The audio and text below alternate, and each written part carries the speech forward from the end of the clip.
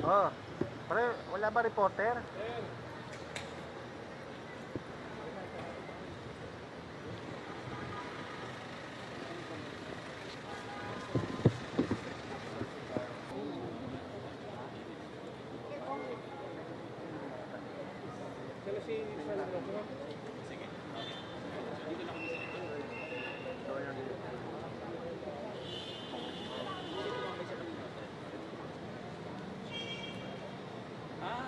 Dahil nyo na lang dito.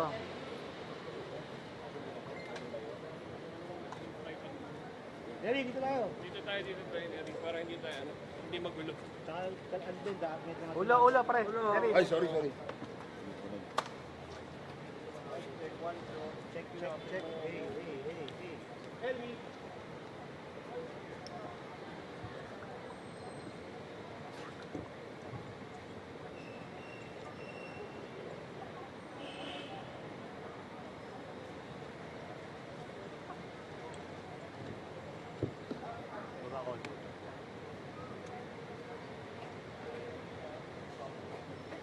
Alis na eh, oh.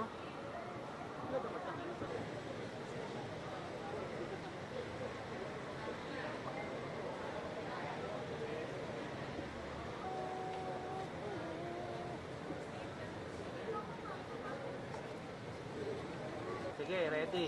Baba niyo po, sige yung mic, mga mic. Baba niyo pati yung mga mic. Kapatid, baba mga mic para hindi nakasapaw. Please, thank you. Yeah, okay.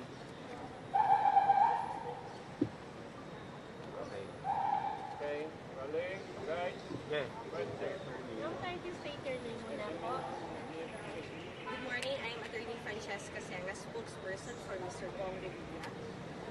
Nagpunta na dito si Mr. Bong Revilla upang ihain ang kanyang tugon sa reklamang isinampa sa kanya na di umano'y paglabag ng RA 3019 or the Anti-Graft and Corrupt Practices Act. Wala pong ibang reklamo laban kay Mr. Revilla sa DOJ ngayon. Maliban sa kanyang counter-affidavit ay nagsumite si Mr. Revilla ng mga ebidensya na magpapatunay na lahat ng nilalaman ng mga aligasyon, akusasyon at reklamo laban sa kanya ay pawang kasinungalingan at kasinungalingan lamang.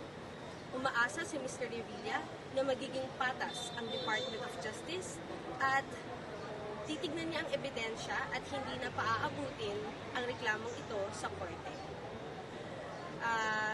With that, we will make no further statements and we will let the legal process take its course and that will be all. Thank you. Yung anong evidence po baka pwedeng may mabanggit We po have kayo? no Like further may... statements at this time. Thank you. Pero just to clarify, pinanupaan na po niya yung counter affidavit